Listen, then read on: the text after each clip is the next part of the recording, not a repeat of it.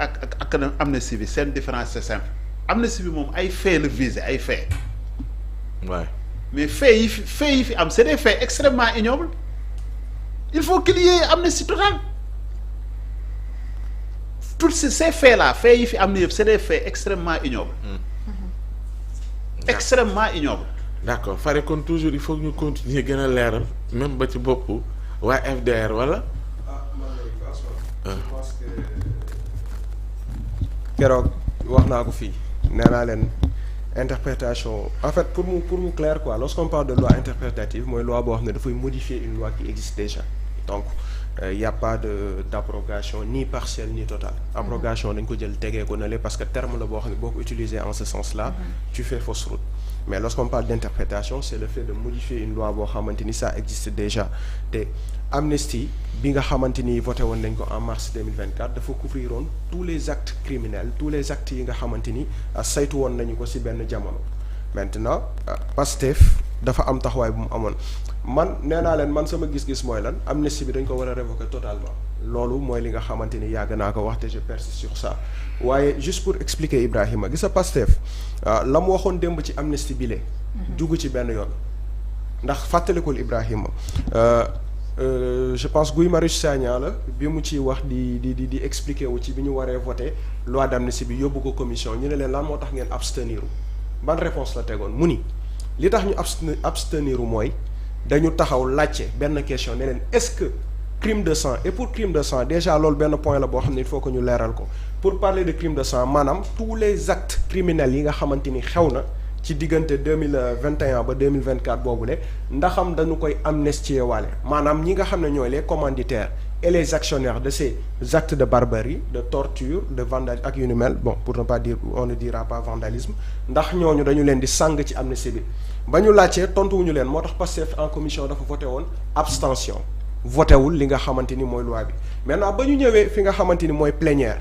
dañoo taxaw carrément Aïssata Tall Sall taxaw moom moo doon défendre li nga xam ne mooy projet bi ñu laajaat ko question bi Aïssata Tall Sall ne oui effectivement loolu yëpp dañ koy boole ci amnistie bi Pastef taxaw ne kon bu dee loolu la on ne va pas voter cette loi d'amnistie là looloo waral Pastef voté woon li nga xamante ni mooy contre amnistie bi mais bu fekkoon ni li nga xam ne mooy crime yi xew lépp ci diggante boobu noonu mooy ñi nga xam ne boom nañu leen ñi nga xam ne rey nañu leen ñi nga xam ne torturé nañu leen ñi nga xam ne tëj nañu leen ñi nga xamante ni tey jii ni jaay nañu leen doole bu fekkoon ni ñooñu dañu leen keccet ci amnistie bi pour daal leen rendre justice Pastef allait effectivement voter li nga xam ne mooy loi d'amnistie bi donc tey bu ñu taxawaatee ñu ni li ñu bëgg a dëggantaan mooy lan mooy ñu interpréter waat amnistie bi su ko defee ñooñu nga xamante ni injustice dal na seen kaw dañu leen di delloowaat justice maanaam dañu leen di joxaat seen ak seen yelleef pour man dañuy continuer ci li nga xam ne mooy seen logique waaye encore une fois fi nga xam ne tey jii nii ça nécessite des précisions parce que boo xoolee Guy Marius Sagna amendement bi mu def pour man bu ko deful woon Moussa Bocar Thiam la mu waxoon mënu nga ko tenir en compte parce que Guy Marius Sagna il est parti des généralités pour donner les faits yi nga xamante ni am na permettez-moi de lire li nga xamante ni bind na ko parce que paragraphe article premier bi nga xamante ni moom Amadou Ba bind na ko daf ko réécrire mu ni les crimes de sang les cas de torture et les traitements et autres peines cruelles dégradants sont exclus du champ d'application de la loi d'amnistie numéro 2024-9 du 13 mars 2024 maanaam précision yii nga xamante ni tey moom Guy Marius Sagna teg na ko mooy précision yi nga xamante ni tey jii nii képp ku ko dégg y a plus doute en fait c'est ça le problème parce que man nee naa leen gis nga lorsqu'on parle d'interprétation d'une loi d'une modification il faut que ça soit clair. C'est ça. Loolu moom il faut que ñu bañ cee tardé ñu bañ cee lii gis nga man sincèrement nit ku nekk ak volonté bi mu am et pour man politiquement mais Pastef a bien fait de maintenir li nga xam ne mooy amnistie bi bindaat ko parce que seen intérêt la kooku mënoo leen ko bañal ala kulli xaal ñoo am majorité parlementaire ala kulli xaal ñoom ñooy ñi nga xam ne ñoo nekk dans l'exécutif donc wax ji mën naa bëri lool. waaye li leen arrangé la ñuy def te loolu nag nit mënu leen ko bañal et c'est très normal en tout cas pour un parti au pouvoir. waaye man dama gëm ni. ci gis-gis ku leer même crime de sang dañu ko war a préciser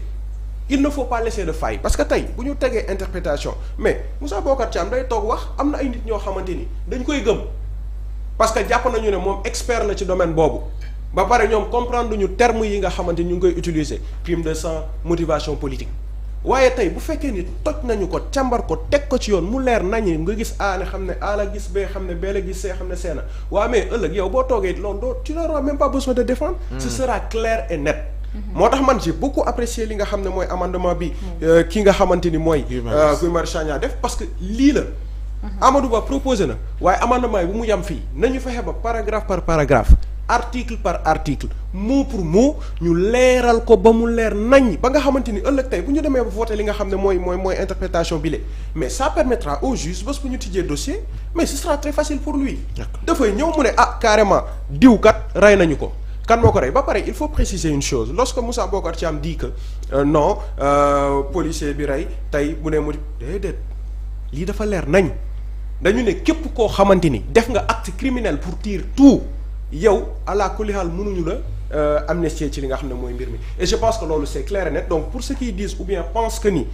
policier bi taxaw ne non pour motivation politique la ñu ma dañu may ba déedéet amul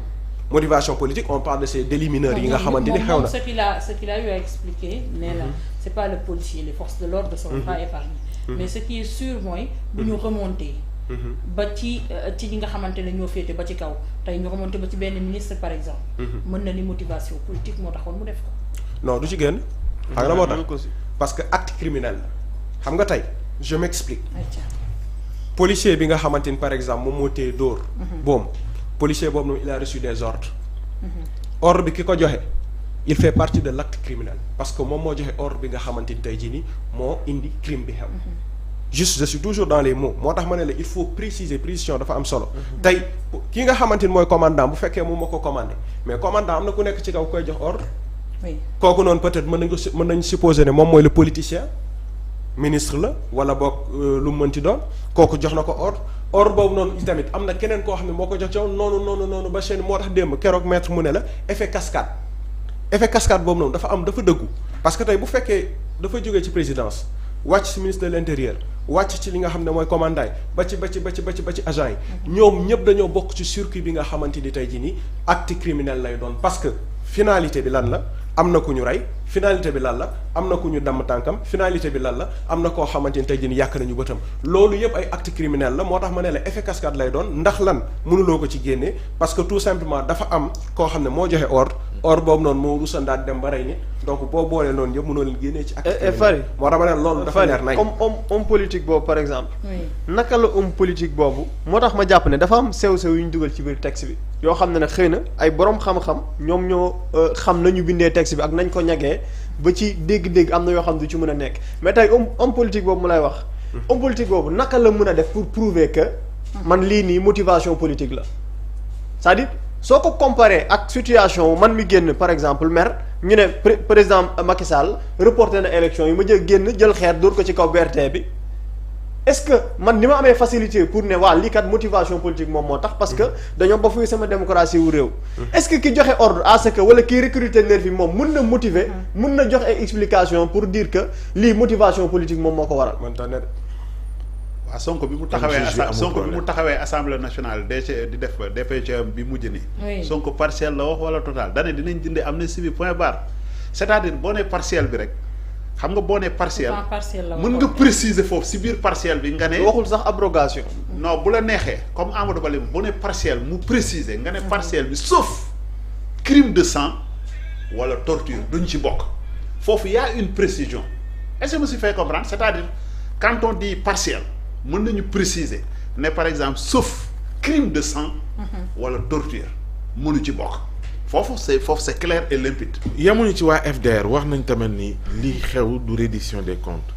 mais règlement de compte la ci jamono ji nga xamante ni sax ci assemblée nationale commission bi xam naa ne du yàgg fii ak ñuy pare